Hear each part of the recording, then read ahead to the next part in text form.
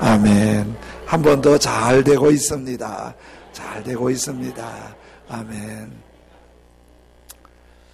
베트남은 최근에 가장 치열한 전쟁을 한 나라 중에 하나지요. 너무 치열해서 나라 전체가 황폐해졌는데, 전쟁이 끝난 후에 나라 지도자들이 나라가 발전해야 되는데 어떻게 발전할 수 있을까 생각하다가 한 모델을 찾았는데 우리 대한민국이 모델이 됐다고 그래요. 그래서 대한민국처럼 발전했으면 좋겠다. 그래서인지 베트남과 우리 대한민국은 서로 적으로 전쟁을 했는데도 지금 아주 가깝게 느껴지는 나라지요. 숙소에서 스트레칭하면서 TV를 켰더니 공영방송인데 한국 드라마가 나와요. 그런데 배우는 우리 한국 배우인데 말은 베트남 말로 하더라고요. 박항서 감독이 축구 감독이 되면서 한국과 베트남은 더 가깝게 느껴지는데, 베트남은 한국어가 제2 외국어입니다. 그리고 29개 대학교에서 한국어학과가 있고 한국어를 공부하는 사람이 16,000명 정도 된다고 인터넷에 보고하고 있더라고요. 그런데 그 한국에 대한 한국어를 배우려고 하는 게, 베트남 사람들이, 학생들이 한국어를 배우면 한국에 진출할 기회가 있고, 실제 한국에 진출해서 성공한 베트남 사람들이 적지 않다고 그러지요.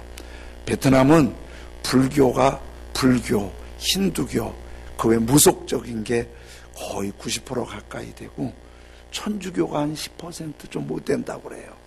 그리고 기독교는 한 2% 아주 적습니다. 그런데 그 베트남의 이 분위기가 우리보다 더 크리스마스 분위기가 더 있어요. 뭐 여기저기 캐롤성이 있고 추리가 있고 더운데도 추리해놓고 막 그러는 거예요. 그래서 제가 그거 보면서, 야, 이 나라에서 예수님 믿는 사람은 조금인데 크리스마스는 우리보다 더 즐기는구나. 상술이긴 하겠지만은, 그래서 생각에 혼자 기도하면서 이 나라가 경제 발전을 꿈꾸는데 예수님의 복음이 더 빨리 믿어졌으면 좋겠다고 기도하고 왔습니다. 우리나라가 한 100년 전에는 진짜 세계에서 가장 못 사는 나라 중에 하나였지요. 거기에 100년 이후로 일본의 36년 동안 식민 지배에 엄청난 아픔의 흔적이 지금도 있죠. 해방 이후에 남북 전쟁으로 처절한 아픔이 한반도가 포화로 불타버렸지요. 다 망가진 나라가 우리나라예요. 그리고 나서 남북 전쟁이 끝나고도 얼마나 전염병이 창궐했는지, 어려서 태어나면은 살아남는 사람보다 죽은 사람이 더 많아요. 그래서 여기 연세 드신 분 중에서 살아있으면 대단한 분들이세요. 전염병에 죽는데 어떻게 살아계셨어요? 우리 어머님이 절 놔놓고 호적에 안 올렸어요. 왜냐하면 빨리 죽으면 안 올리고 뒷산에 묻어버리려고.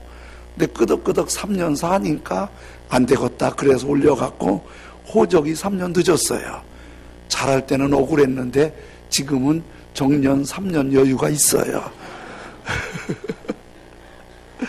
3년 늦게 올려놔갖고 언제 태어난 거 어떻게 알겠어요? 호적 보고 하지.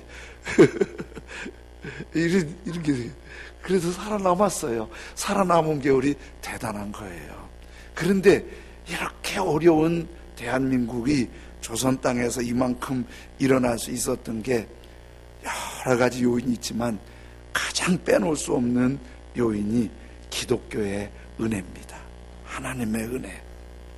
언더우드 선교사님 4대 증손자가 마지막으로 언더우드 집안이 이제 한국에서 미국으로 간다고 선언을 하고 4대 원한광인가요? 한국 이름으로.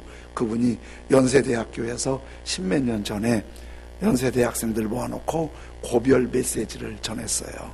그때 고별 메시지에서 증손자인 원 교수가 할아버지, 증조 할아버지를 생각하면서 이런 얘기했어요.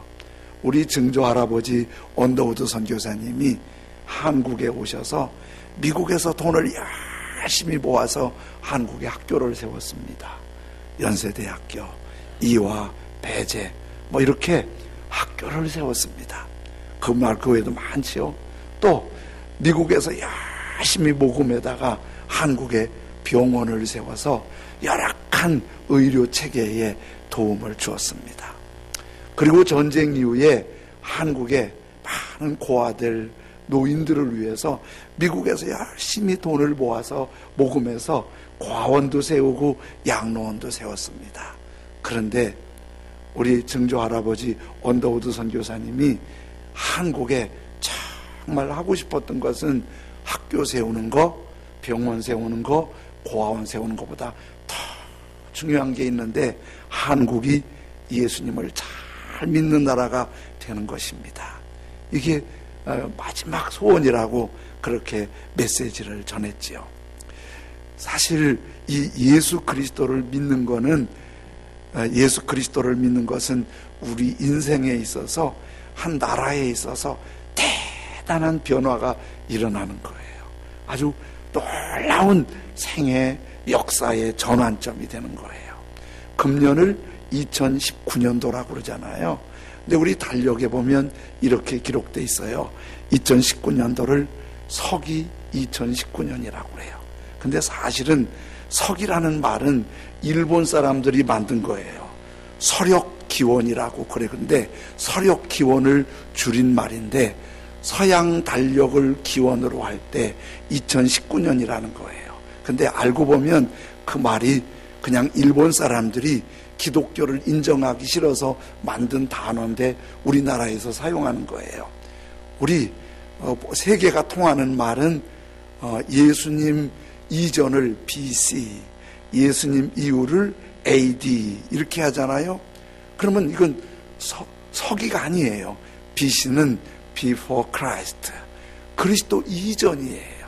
그리스도 이전 이건 기원전이 아니고 그리스도 이전 BC, 이거를 우리 교회에서 사용하는 용어는 주님 전, 주전 그런 거예요. 주전. 그리고 AD는 영어가 아니라 라틴어예요. 아노 도미니, 전체적으로 그러면 아노 도미니 노스트리 이에수 크리스티 이렇게 하는데, 이거는 우리 주님 예수 그리스도의 해. 다시 말하면 AD는 우리 예수님 태어나신 해예요. 그래서 지금이 몇 년이냐면 AD 2019년인 거예요. 서기 2019년이 아니고 AD 2019년인데 우리말로 번역하면 서기가 아니라 주후 2019년이에요. 그러니까 서기는 잘못 쓰는 거예요. 일본 사람들이 번역한 걸 우리가 그대로 하는 거예요. 정확한 표현은 주전, 주후. 지금 주님 이후 2019년이에요. 예수님께서 이 세상에 오신 후 2019년이 되었는데 예수님 탄생은 역사의 중요한 전환점이 되는 거예요. 그래서 예수님 이전과 예수님 이후로 나누게 되는 거지요. 오늘 성경 말씀은 짧지만은 조금 지루하고 이해가 안 되는 말씀 중에 하나예요. 요즘에는 이렇게 신구약 성경을 크게도 조그맣게도 여러 종류로 만들어져 있는데 우리 자랄 때만 해도 이렇게 성경 만드는 게 쉽지 않고 비싸서 신약 성경을 많이 들고 다녔어요. 조그만 거 비닐로 이렇게 포장한 거 그거 주면서 전도하고, 또 군에 가면은 그 신약 성경이 많이 꽂혀져 있었어요. 누구든지 볼 수 있게. 그런데 신약 성경의 뒤에 시편을 첨부해 놨는데 신약 성경을 주면서 예수님 믿으세요, 성경 읽고, 그런데 대개 1장에서 5절 넘어가기가 어려워요. 보자마자 다윗의 아브라함과 다윗의 자손 예수 그리스도의 계보라. 아브라함은 이삭을 낳고 이삭은 야곱을 낳고 이게 뭐 너무 책이 낳고 낳다 끝나냐, 이렇게 이제 생각을 하는 거예요. 지루하기도 하고 뭔 말인지도 알지 못하고. 그런데 이렇게 1장 1절에 이렇게 말씀하잖아요. 아브라함과 다윗의 자손 예수 그리스도의 계보라.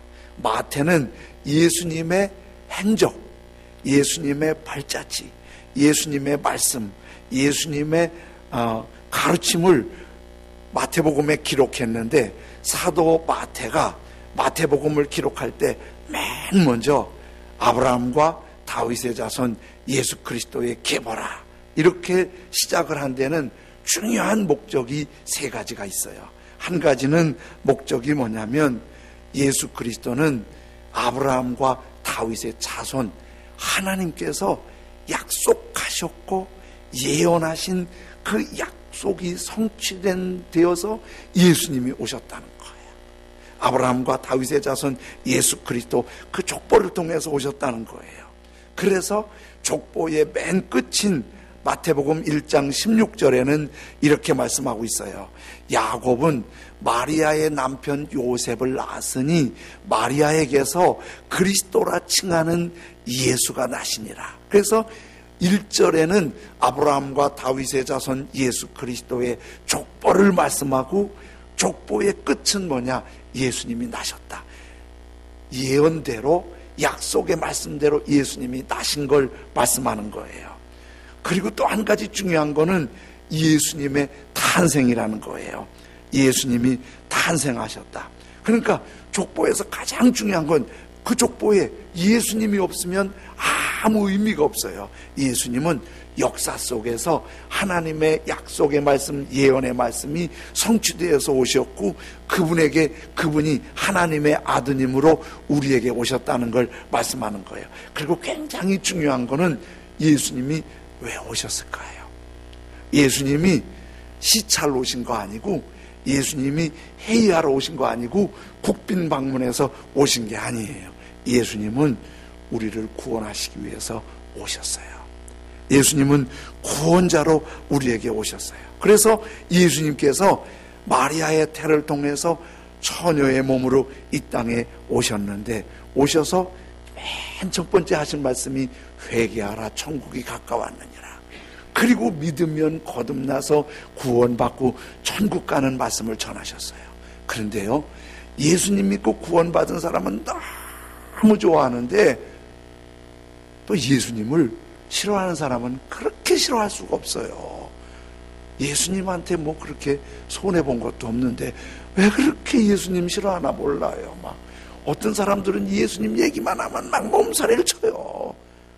왜 그런지 아세요? 간단해요. 예수님 제일 싫어하는 건 사단 마귀예요. 마귀에게 속하면 예수님이 그냥 아무 이유 없이 싫어지는 거예요. 그러니까 예수님 때도 예수님 믿고 구원받은 사람은 가장 눈물겹게 예수님 좋아서 목숨 걸고 따라다니는데, 예수님 싫어하는 사람은 그냥 예수님 죽이려고 난리예요. 결국은 예수님을 붙잡아서 십자가에 자잘한 아픔을 당하고 예수님이 죽으시지요. 근데 예수님 죽으면, 교주가 죽으면 단체가 끝나기 쉽지 않잖아요. 근데 그럴 줄 알았더니 예수님 따르던 12제자 중에 예수님을 배신한 가룟 유다는 스스로 포기하고, 그리고 가룟 유다 대신에 들어온 마띠아 제자와 함께 12제자는 모두가 다 순교하고, 딱 한 사람 사도 요한만 반모섬에 귀양 가서 거기서 복음을 전하다가 마무리하게 되죠. 그러니까 그렇게 돼도 예수님을 믿는 사람은 너무 좋아서 거듭난 기쁨으로 끝까지 예수님을 위해 목숨 걸고 사는 거예요. 그러면서 그렇게 싫어하던 예루살렘이 변하는 거예요. 역사상 예수 믿는 사람을 가장 괴롭힌 게 로마예요. 얼마나 괴롭혔냐면요, 예수님 믿는 사람들을 통나무에 묶어놓고 맹수가 와서 뜯어먹게 했어요. 산채로. 이게 왜 그랬나 모르겠어요. 예수님 믿는 사람을 통나무로 묶어서 광야에 갖다 버려갖고 독수리 와서 산채로 뜯어먹게 했어요. 왜 그랬나 몰라요. 로마가 예수님 믿는 사람을 그렇게 괴롭혔어요. 그런데 그 로마가 예수님 앞에 무릎 꿇었어요. 콘스탄틴 황제가 기독교를 공인하면서 갑자기 로마가 예수 믿는 나라가 되고 역사적으로 예수님의 복음의 전초 기지가 되어버렸어요. 그렇게 괴롭히더니 로마가 변했어요. 바이킹 해적이었던 영국이 예수님 믿고 신사의 나라라고 소문이 났어요. 우리 대한민국이 그렇게 어렵게 힘들게 살던 나라가 세계가 부러워하고 가보고 싶은 나라가 될 만큼 예수님 안에서 변화가 일어났어요. 여러분, 애벌레가 날아갈 수 있나요? 신기하잖아요. 나비가 알을 낳으면 알이 애벌레를 낳아요. 나비가 알 낳아서 그 알이 부화를 하면 나비가 나와야 되는데 나비가 안 나오고 누에꽃이 같은 애벌레가 나오는 거예요. 엄마 나비가 애벌레 보고 얘야 나처럼 날아봐 못 나르잖아요. 왜 애미는 나비인데 새끼는 그렇게 걷지도 못해서 걷는 것도 불편해갖고 꿈틀꿈틀 새들의 먹잇감이 되고 그렇게 되냐고요. 근데 그게 못 날르잖아요. 그런데 그런 애벌레가 날 수가 있다는 거예요. 애벌레가 날 수 있어요. 어떻게 날아가죠? 애벌레가 날으려면 자기 몸을 다 풀어서 고치를 만들어요. 고치를 만들어요. 그러면 그 고치 속에 자기가 푹 잠이 들어요.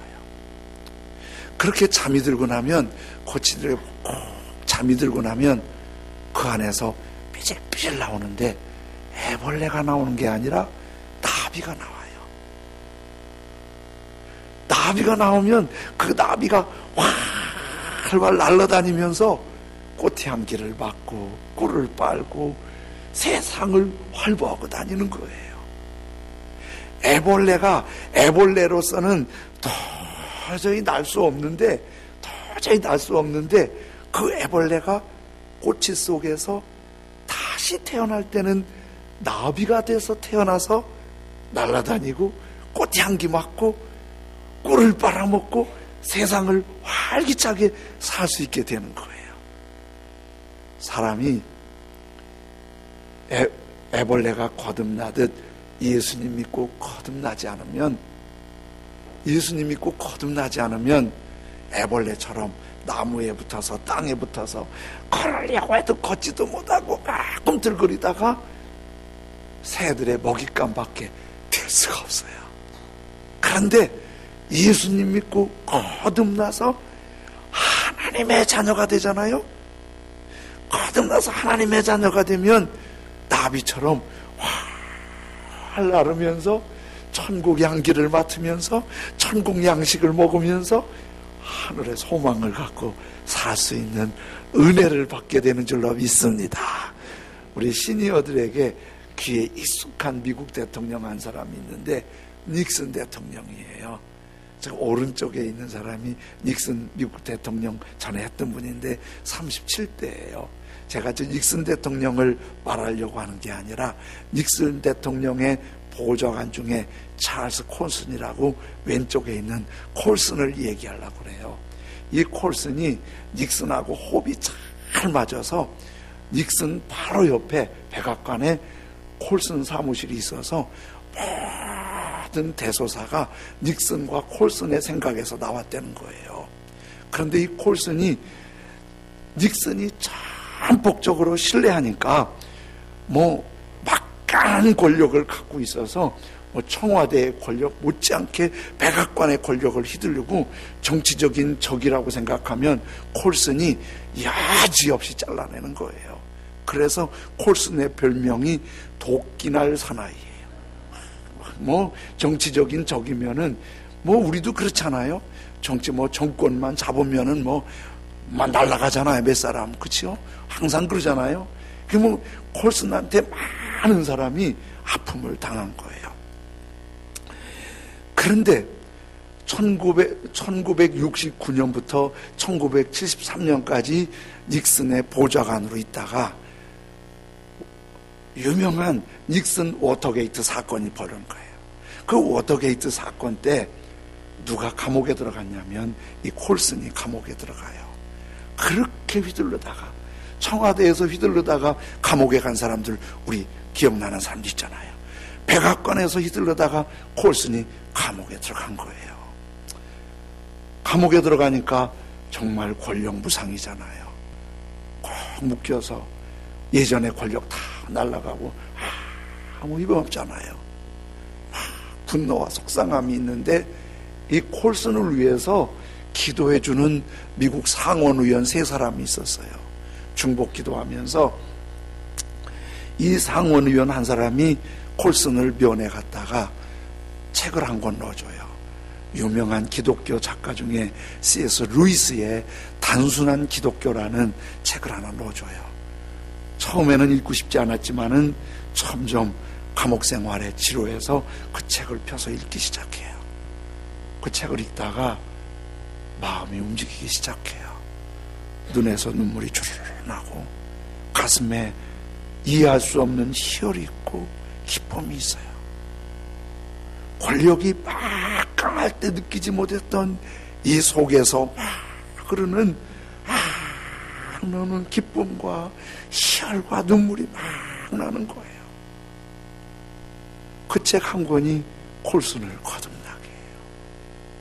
거듭난 콜슨이 너무 달라져요. 섬김 받는 게 익숙했던 콜슨이 갑자기 옥중에서 달라져요.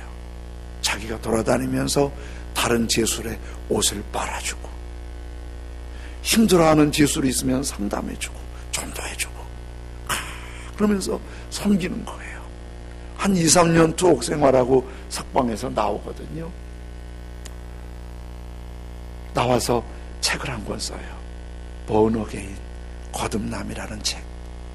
이 책이 미국뿐만 아니라 전 세계에 울림을 주는 아주 베스트셀러가 돼요.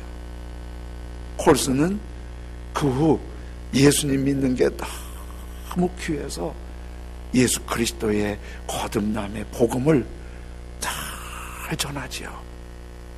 기독교계의 노벨상이라고 부르는 템플상이 있는데 우리나라에서는 한경직 목사님이 그 템플상을 받으셨어요.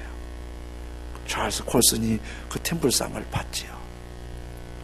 그렇게 권력 있고 그렇게 세상 무서운 줄 모르고 그렇게 큰 소리 치고 다닐 때 느끼지 못했던, 그때는 대단히 힘있게 날아다니는 것 같았는데 그때는 애벌레였어요. 나무에 붙어있고 땅에 기어다녔어요. 그런데 거듭나고 예수님 믿고 나서 권력 아무것도 없지만, 가진 거 없지만은 그분은 천국의 날개가 생겼어요. 천국의 향기가 있어요. 천국의 기쁨이 있어요. 천국의 양식이 있어요. 이런 은혜가 우리에게 합족하게 임하기를 원합니다. 주님은 아브라함과 다윗의 자손으로 오신, 약속대로 오신 가장 중요한 이유가 나라도 새로워지고 세계도 새로워지고 가문도 새로워지지만 가장 중요한 건 우리에게 천국의 날개를 달아주시고 싶어서 오신 거예요. 빈민 선교를 하고 청계천 가난한 사람들에게 복음을 전하던 김진홍 목사님이 이제 청계천이 철거되면서 가난한 사람들 데리고 와서 둘의 마을을 이루었잖아요. 김진홍 목사님이라고. 근데 이분이 당신 간증 한번 하는데 형님이 군에 가서 상급자한테 너무 많이 맞아갖고 정신이상자가 돼서 온 거예요. 요즘 같으면 난리가 났겠지요. 시퍼런 청년이 정신이상자가 돼서 온 거예요. 그런데 아세요? 집안에 정신이상자 한 사람이 생기면 온 집안이 정신병자 같아요. 밥을 제대로 먹겠어요. 언제 어떻게 할지 모르니 잠을 제대로 자겠어요. 묶어놓을 수 있겠어요. 할 수 없잖아요. 그래서 가족들이 감당이 안 돼서 저도 그런 분들 상담해보고 기도해봤는데요. 진짜 위험하고 무섭고 힘들어요. 그런데 그 가족들이 형님을 정신 환자 요양병원에 입원도 시켜보고 기도원에 보내기도 해보고 했는데 변화가 없는 거예요. 도저히 안 돼서 형님을 집으로 데려온 거예요. 그리고 형제들이 돌아가면서 한 사람씩 한 주간씩 같이 말동무도 해주고 간병도 해주고 막 힘들게 할 때는 같이 씨름하면서 찬송도 부르고 그렇게 한 거예요. 형제들이 한 사람씩 돌아가면서 그렇게 한 거예요. 한 주간씩. 그런데 4개월째 될 때 형이 변한 거예요. 주님의 손길을 느낀 거예요. 정신이 온전해져서 동생 보고 이러는 거예요. 내가 너희들을 너무 고생시키는구나. 빨리 나와서 취직해서 너희들을 도와줘야 할 텐데. 너무 감사하지요. 기도하고 성경 읽어주고 같이 찬송했는데 그게 그 사랑, 그 주님의 능력이 병원도 안 되던 게, 기도원도 안 되던 게 집의 사랑으로 치유가 된 거예요. 근데 그 치유가 조금 있다가 형이 하나님의 부름을 받아요. 형제들이 같이 있는데 쇠약해진 형님이 이렇게 앉아서 동생들 보고 나한테 찬송 좀 불러줘. 내 영혼이 은총 입어. 그래서 동생들이 찬송을 불러요. 내 영혼이 은총 입어 중한 재짐 벗고 보니 슬픔 많은 이 세상도 천국으로 화하도다. 1절 부르고 2절을 부르고 3절 부르는데 갑자기 형님이 창밖을 보더니 예수님이 바깥에 서서 나를 부르신다. 내가 천국 가서 너희들을 주님한테 잘 부탁할게. 그리고 앉은 채로 숨이 멎었어요.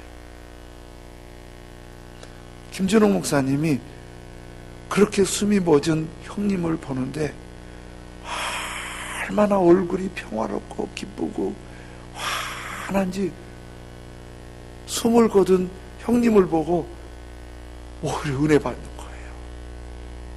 혼자서 주님 앞에 이렇게 감동해요. 하나님 진짜 살아계시다. 천국이 진짜 있다. 여러분, 우리 삶에, 그리스도인의 삶에도 아픔이 있어요. 장애물이 있어요. 상처가 있어요. 그런데 그리스도인들에게는 거듭나는 순간 애벌레가 나비가 되듯이 천국 날개를 주세요. 그래서 같은 세상에 살지만은 거듭난 영광과 복을 누리는 거죠. 그래서 사람 중에 가장 안타까운 사람은 예수님 믿고 거듭나지 못한 사람이에요. 예수님을 믿지 않고 거듭나지 못한 사람. 가장 복 있는 사람은 예수님 믿고 거듭난 사람이에요. 예수님 믿고 거듭났는데도 세상에 자꾸 눌려 산다면 너무 세상에 팔린 거예요. 주님을 바라봐야 돼요. 주님을 찬송해야 돼요. 주님을 높여야 돼요. 그러면 주님이 우리에게 구원의 날개, 영광의 날개, 천국 향기 맡게 해주시고 천국 양식 주시고 천국 기쁨 주시는 거예요. 우리 찬양의 가족들이 예수님 믿고 구원받아서 천국 향기 가득한 거듭난 천국 날개가 있기를 원합니다. 그리고 가족들이 구원받고 가문이, 우리 민족이, 열방이 이런 은혜로 가득해지길 주님의 이름으로 축원합니다. 기도하겠습니다. 주님 감사합니다. 예수님만 나의 구주, 나의 하나님이시고 예수님 믿으면 거듭나서 애벌레가 나비가 되듯이 날개가 달리듯이 우리에게 천국 날개가 있어서 천국 향기 맡으면서 천국 양식 먹으면서 어렵고 힘든 일 회복되고 새로워지고 승리하게 될 줄로 믿습니다. 주여, 우리 모든 거듭난 하나님의 사람들이 주님 바라보고 천국 향기, 천국 양식으로 회복과 치유가 있게 하여 주옵소서. 우리 사랑하는 이웃들이 예수님 믿고 거듭나서 예수님 일을 위해서 이 땅에 오셨는데 이 거룩한 역사가 가득하게 하여 주옵소서. 성찬할